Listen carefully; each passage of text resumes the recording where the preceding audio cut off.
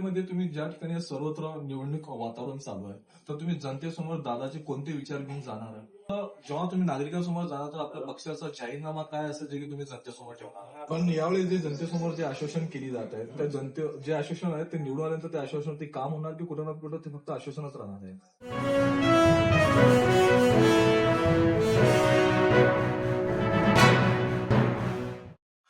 मैं ताजुद्दीन पठान और आप देख रहे हो आवाज तुमचा सात अंश। आज अपने साथ जुड़े हैं राम आदावड़े सर। तो आने वाले जिला परिषद चुनाव को लेकर हम उनसे सीधी बातचीत कर रहे हैं, तो आप देखते रहिए और बने रहिए आवाज तुमचा सात अंश।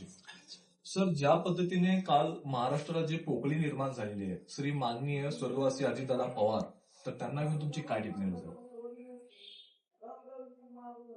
आज सकाळी मी आपटोर गावात असताना हे जे दुःख आहे संपूर्ण महाराष्ट्रभर महाराष्ट्राचे नेते राष्ट्रवादी काँग्रेसचे सर्वेसर्वा अजितदादा पवार हे गेले महाराष्ट्रात फार मोठं दुःख झालं।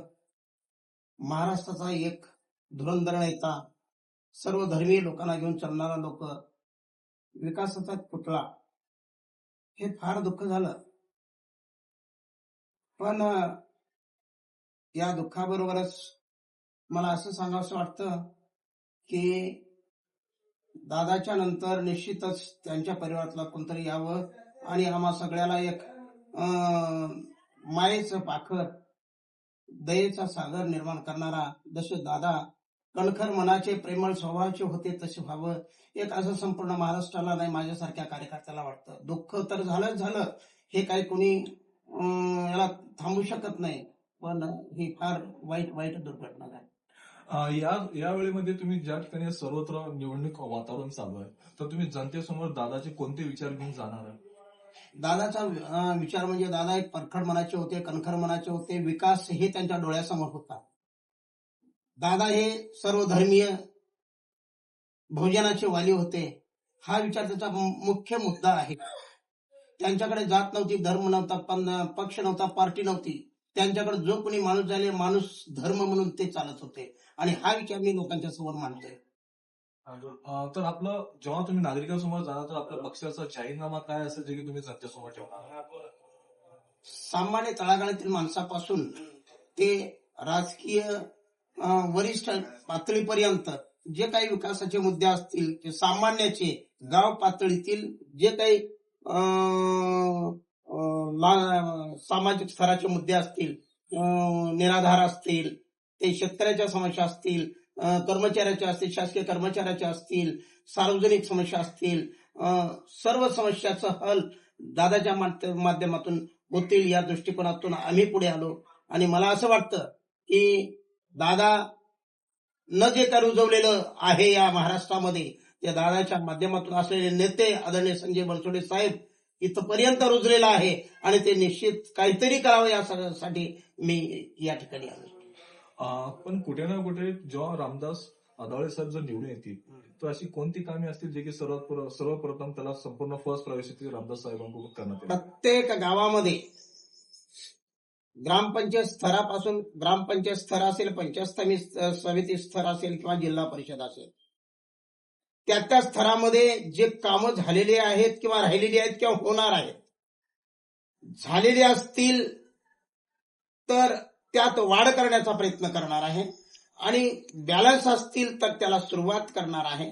आणि हे सुरुवात करत असताना ग्रामपंचायतचे सरपंच असतील, पंचायत समितीचे सभापती असतील, जिल्हा परिषद आदरणीय आमचे संजय बनसोडे साहेब असतील, या सर्वांपर्यंत त्या स्तरावरचे प्रश्न निपटवण्याचा प्रयत्न मी अधिकाधिक करणार।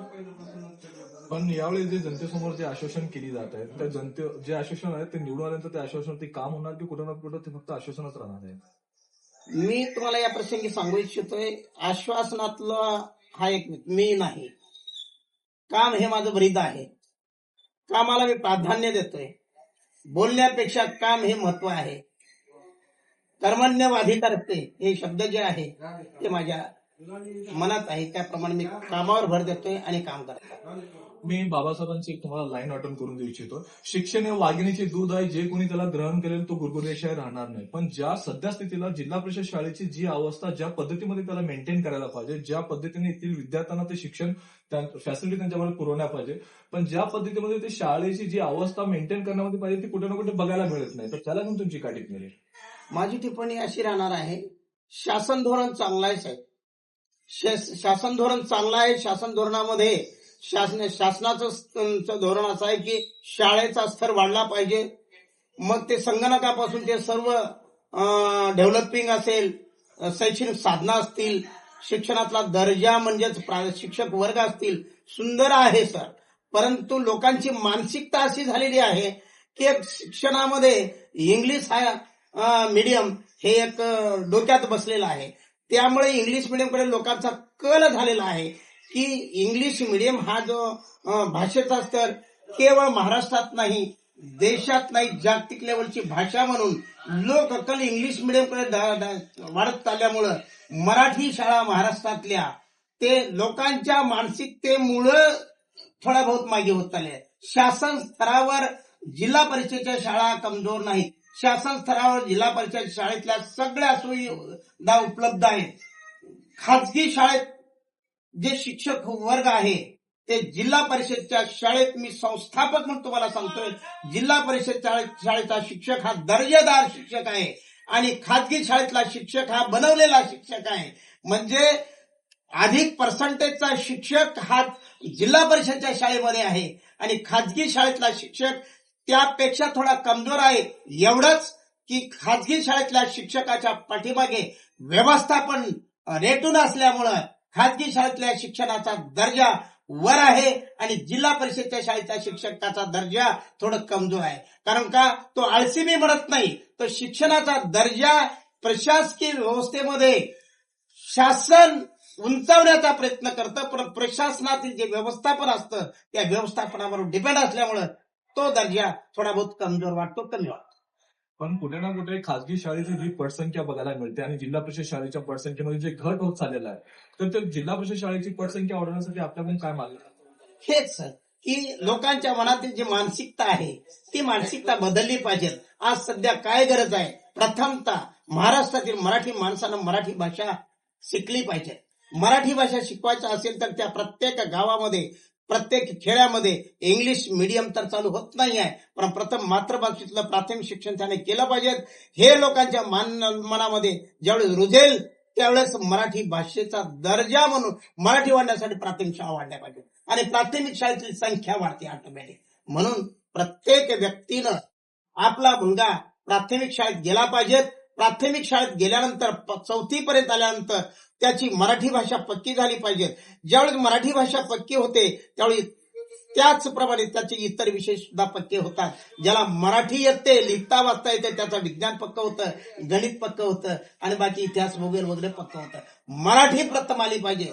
बाकी अदर लँग्वेज म्हणजे इंग्लिश असेल, परकीय लँग्वेज नंतर ज्याला मायबोली भाषा येत नाही त्याला परकीय भाषा येत नाही. आणि म्हणून हे त्या पालकांना रुजवलं पाहिजे, हे त्या शाळेच्या शिक्षकांना रुजवलं पाहिजे, तेव्हा तिथली पटसंख्या वाढवते. आणि मी माझ्या आयुष्यात हे करण्याचा प्रयत्न करतोय साहेब. माझ्याकडे सुद्धा इंग्लिश मीडियम असताना सुद्धा मी माझ्याकडे 3 मीडियमच्या शाळा आहेत, पण प्रथमचा दर्जा देतो मी माझ्या मराठी शाळेमध्ये. मराठी शाळा, मराठी प्रिफरन्स, मराठी भाषा ज्यावेळी हे पालक आणि विद्यार्थी पालक सांगतील, शिक्षक सांगतील, तेव्हा तिथली संख्या वाढू शकते. तुम्हाला जर विचारलं आत्नूर गावामधील सर्वात मोठी समस्या काय आहे आणि तुम्ही निवडून आल्यानंतर त्याच्यावरती काय मार्ग काढणार? आत्नूर आणि गावांमधील एक जोड रस्ता जो आहे, जो रस्ता की शासनाचा मोठा रस्ता चालू आहे, ते फार मोठी समस्या आहे. ते रस्त्यामध्ये तो पहिला रस्ता झाला पाहिजे, जो आपला बॉर्डर पासून येणारा रस्ता. कारण इथून पुढे जाण्यासाठी, जो उदगीरपर्यंत जाण्यासाठी जो रस्ता आहे तो रस्ता आता हल्ली आहे, खूप मोठ्या प्रमाणात समस्या आहे, ते होतो आहे, पण तो झाला पाहिजे. एक दुसरा ह्याचा काय तो ब्रिजचा तो रस्ता फार मोठा समस्या आहे, ते सुद्धा ब्रिज लवकरात लवकर व्हावं, ही फार मोठी समस्या आहे. Man is born to identity not to crime. माणूस हा जन्माला आला तर रडण्यासाठी नव्हे तर लढण्यासाठी. अकनूर नगरीतील या आपल्या भागामधील काही नागरिक आज पण पिण्याच्या पाण्याला, शिक्षणाला आणि आरोग्याला घेऊन जे गोष्टी त्यांना प्रोव्हाइड व्हायला पाहिजे ते कुठे कुठे मिळत नाही आणि त्या गोष्टीला घेऊन ते संघर्ष करतात. त्याला घेऊन तुमचं काय मत आहे आणि त्याच्यावरती कशा पद्धतीने मार्ग काढणार?